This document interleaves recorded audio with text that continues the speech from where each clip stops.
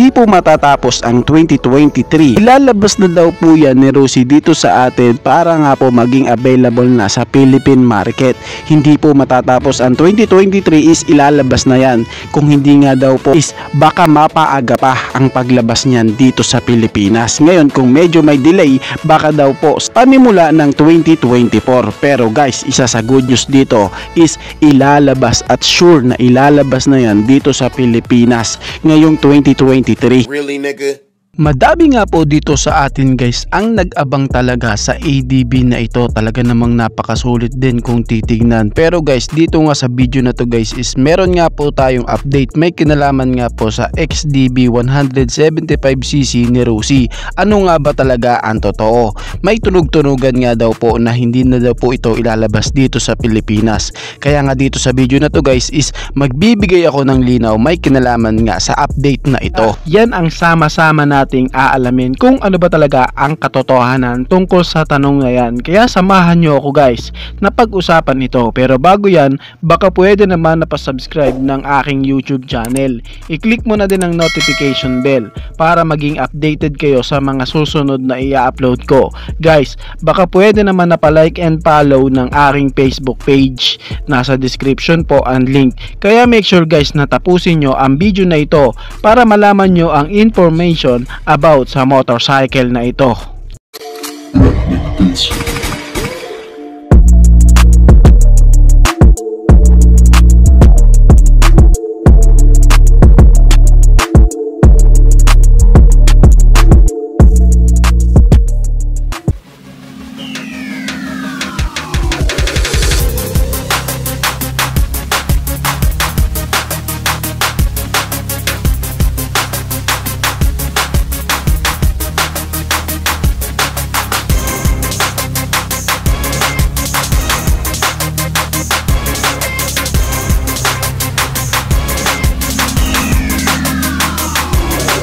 Ang Rusi XDB 175cc nga po ni Rusi guys is madami naman talaga dito sa ating mga kababayan ang nag-abang. At sa aking mga previous vlog nga guys, meron nga pong ilang mga nagko-comment doon. Mag-iipunan na nga daw po nila para makabili sila ng bagong scooter na ito. Talaga namang napakasulit guys kung titignan. And syempre alam naman natin na kapag si Rusi po ang nagmarket ng motor dito sa Pilipinas, aasahan natin na mura po ang kanilang market sa kanilang mga nilalabas na motor dito. Kaya nga marami po sa ating mga kababayan guys ang nag-abang talaga sa scooter na ito. Syempre alam naman natin na itong motor na to guys is dual sport. Pwede nga po sa on-road and off-road. And syempre meron nga pong unique na disenyo and physical appearance na talaga namang napakasulit kung titignan. Talagang malaki na nga po ang tsansa guys, lalo na nga po sa mga nag-aabang sa ating mga kababayan na ilalabas na nga po agad yan dito ni Rusi. Kasi alam naman natin guys sa isang senaryo nila yung 400cc nila na hindi naman gaanong tunog-tunugan, pero agad nga po nila itong nilabas dito sa Pilipinas at available na nga po. Pero itong nga pong ADB na ito guys, ang XDB 175cc ni Rusi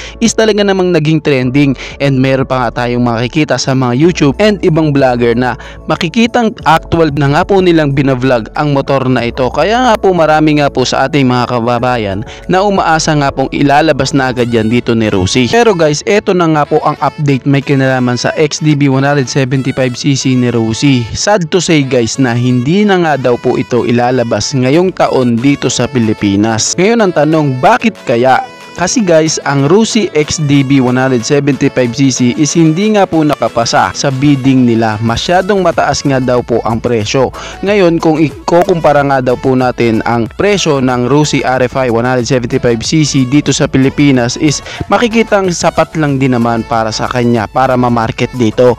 Pero yung XDB 175cc guys is medyo malabo nga po dahil mataas ang presyo. Kaya nakikita ng Rusi na baka nga daw po mahirapan silang i-market at baka nga daw hindi rin ito bumenta dito dahil sa taas ng presyo. Oo, may katwiran naman guys na pwede talagang mas tumaas ang presyo nito kaysa kay Rusi RFI 175cc dahil iba din naman talaga ang mga materyales na ginamit sa motor na XDB 175cc, lalo na nga po sa kanyang suspension. Makikitaan din natin ng mga pagbabago sa kanyang makina guys. Doon lang sila nagkaparehas ni Rusi RFI, pero sa iba nga pong details and syempre yung looks, tapos off-road pa, pwede pa siya sa off-road, talagang makikitaan natin natin na meron talagang karagdagang presyo para sa RFI 175cc. Pero ayon nga po sa kanila mismo, hindi nga daw po ito nakapasa sa bidding. So ibig sabihin guys, baka masyadong mataas talaga guys ang presyo ng motor na XDB 175cc, kaya hindi po kinaya ni Rusi para i-market dito sa Pilipinas. Oo, alam kong nakakalungkot kahit naman ako guys kahit nga ako ayoko na nga sana pong gawin ang vlog na ito, pero kailangan nyo din pong malaman ang information na ito dahil na nga po din po ako sa inyo na kung ano man pong update may kinalaman sa Rusi XDB 175cc is agad ko din naman po kayong sasabihan. Pero syempre guys, sinabi po ng Rusi na ngayong taon lamang po is hindi nga daw po talaga nila maire-release ang XDB 175cc dahil nga po sa taas ng bidding. Pero malay natin guys, no, baka bumaba, and syempre hindi pa natin sure,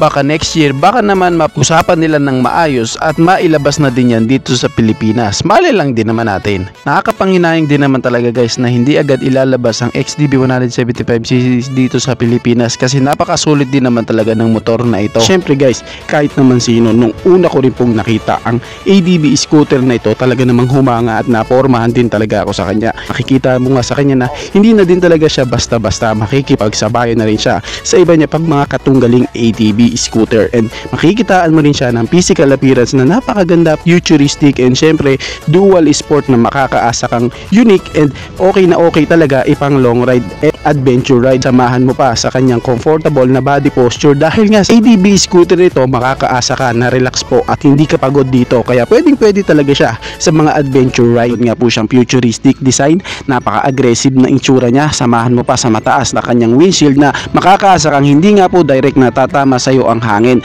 Meron siyang relax na body posture, magandang texture na upuan, and syempre relax po pati sa kanyang back ride. Bigla talaga guys na nag-viral ang picture na ito nung ipinakita nga po sa Facebook. At sa ngayon nga guys na binanggit nga po na hindi nga po daw ilalabas ang motor na yan dito sa Pilipinas, syempre naman tsak na nakakalungkot talaga ang balita na yan. Madami naman talaga guys sa ating mga kababayan na nag-abang din talaga ng scooter na ito. Syempre wait pa rin tayo, at kung may lang update nga po may kinalaman sa XDB 175cc ni Rusi, agad ko din po kayong sasabihan. Alam naman natin guys na madami talagang nag-aabang sa motor na ito, kaya sa simpleng pag-like lang po ng video na ito at pag-share, makikita ni Rusi guys kung gaano nga ba natin kinaabangan ang motor na yan na labas na dito sa Pilipinas, ang Rusi XDB 175cc. Kayo guys, ano ang masasabi nyo sa motor na ito? Paki-comment naman ng inyong reaksyon. Maraming salamat po. Bago matapos ang video na to guys, baka pwede naman na pahingin ng isang like mula sa inyo bilang pagsuporta sa ating munting video. Maraming salamat po. So pwede mo na ding i-share para din malaman ng iba nating mga ka-rider. Sa tingin ko guys is dito ko na lamang po tatapusin ang ating vlog. I hope na nag-enjoy kayo sa aking hinandang video para sa inyo. Pinasisigla ko din kayo guys na i-subscribe ang aking YouTube channel. I-click mo na din ang notification bell para maging updated kayo sa mga susunod na video na gagawin ko. So dito ko na lamang po tatapusin. Maraming salamat. Ichiboy. Thank you!